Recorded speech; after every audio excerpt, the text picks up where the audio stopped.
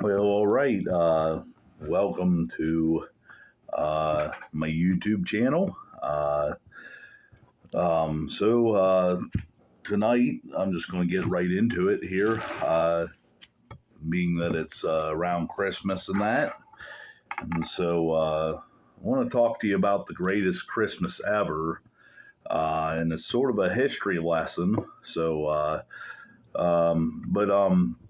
If you turn to Psalm chapter 75, if you have a Bible, a King James Bible, turn to Psalm chapter 75, and we'll look at verses 6 and 7. It says, "For promotion cometh neither from the east, nor from the west, nor from the south, but God is the judge. He putteth down one, and setteth up another." All right, so if you know that Jesus wasn't born on December 25th, and he wasn't, then you might feel a bit peculiar celebrating his birth at that time. And so maybe every day can be Jesus Day, and December 25th can be set aside to celebrate something good that really did happen on that day.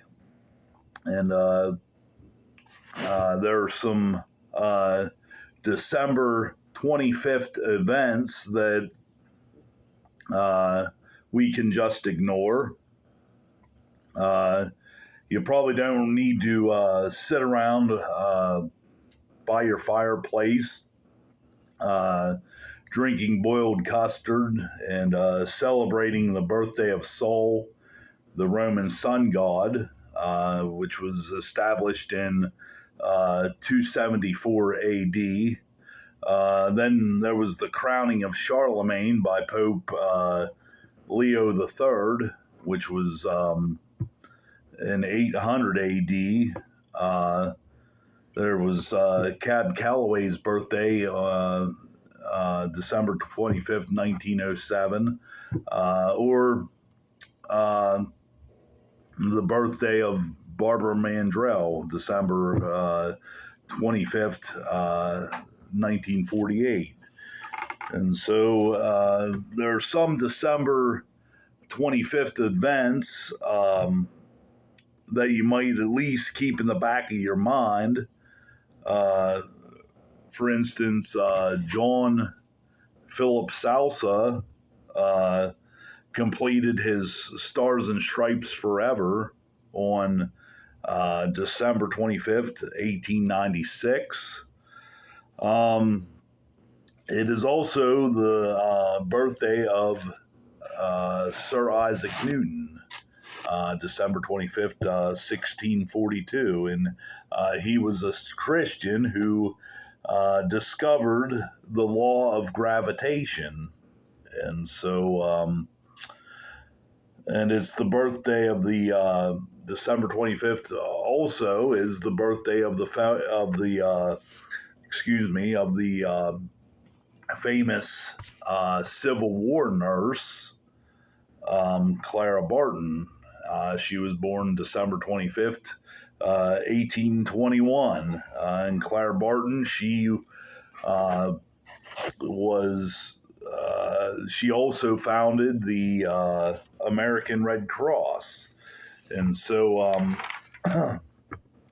another one to remember is the Christmas truce of 1914, when during World War I, German troops ceased firing to sing Christmas carols. And at points along the eastern and western fronts, French and British and Russian soldiers, they would stop fighting and they would join in the singing. And I think that's worth telling someone. But if you can't remember any of that, please remember this story that I'm about to tell you. This did happen on December 25th. And I think you owe this one to your children and to your grandchildren. And so would you not agree that up till now that no nation has done more good for the world than the United States of America? And so I think we all could agree that this world is in a mess these days, but just imagine the mess it would be in if God had not raised up the United States of America over 2 or 3 centuries ago. I don't have time to teach multiple history lessons here, but we can agree that it was important for the world, not only for America. And so, as I was saying, let me stop here a minute. I'm getting ahead of myself, but we can agree that it was important for the world, not only for America, that we win the Revolutionary War. And of course, it was. And on December 25th, 1776, things were looking pretty bad for America. And we were not winning the war. And so we had lost some major battles in the recent months. We had lost the Battle of Long Island, August 27th, 1776. There was also the Battle of Chatterton Hill, which was October 28th. And then we lost the Battle of Fort Lee, November 24th. And George Washington's beaten down army had been pushed back to the west bank of the Delaware River there. And the whole thing really should have been over on August 27th. But a strange fog showed up just in the nick of time, and that fog had hid George Washington's troops as they escaped Brooklyn over to Manhattan, Kips Bay. Why, one might even think that God was on our side. So anyway, here's the father of our country on Christmas Day, 1776, with his beaten down army on the west side of the Delaware. And the British, they were quite confident, or they were so confident that the whole war, they thought that basically the whole war was nearly over. And some of the British officers, they started to ship their belongings and their luggage back home, and it didn't look like we as Americans, or the Americans, or we, however you want to say that, there, it didn't look like we stood a chance of winning. And so, but what if we could win? And so, just remember this: the greatest history-making events occur when two things happen. Man does his part, and God does his part. And that's a pretty simple formula. The hard part is God usually says, well, you go first. And but anyway, excuse me, but many of the men in the Continental Army, they probably weren't ready to go anywhere but home. And so many had quit, and many were finishing up their terms of service. Some of them were not going to re-enlist. Most of them weren't going to re-enlist. And, looking back, you might find fault with them, but you just close your eyes a minute and just stop and think a minute, and you put yourself in their shoes. Then on the second thought, that may be tough to do, since a lot of those soldiers didn't have any shoes. And some of them had left bloody footprints behind as they walked through the snow and ice. I'm not going to blame or criticize them for wanting to quit, because, I've quit a lot of easier things than that. But you know what? I'm sure thankful that those soldiers didn't quit. And so how did we win? Well, England or Britain, whatever you want to call it there, England, Britain, they had the most powerful military in the world. But, we had George Washington, a man who had already gone down in history as one of the greatest and bravest military commanders ever. And here are a few words from M.L. Williamson's life and anecdotes of George Washington regarding the fierce battle at the Monongahela River, and that's up near Pittsburgh, Pennsylvania there. And at the Battle of Monongahela,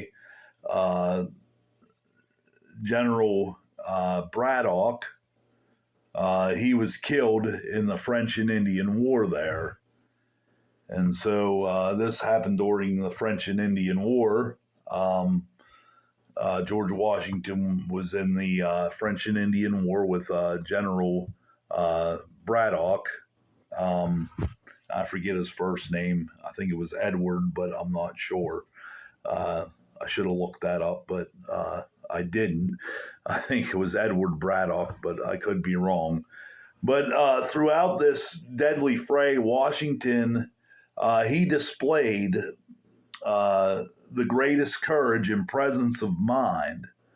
The other aides, they had been wounded early in the action, and he alone was to carry the orders to the general, and that was General Braddock. While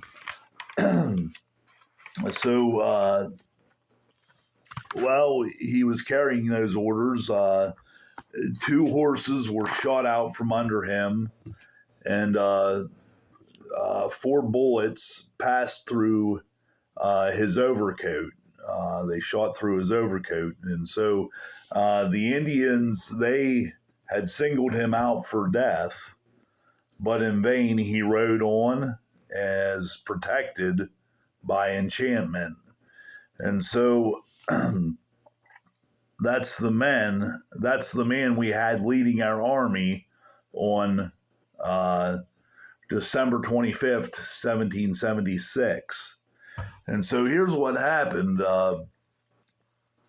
British General William Howe,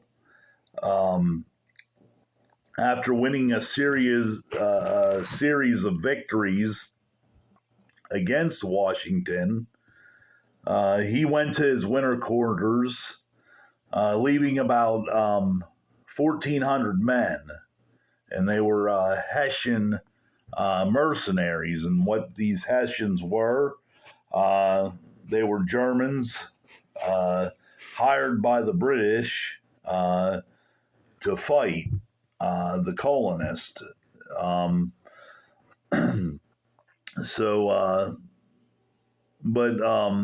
This General Howe, he left 1,400 men at Trenton, New Jersey, and they were under the command of a Hessian colonel named Johann Roll. And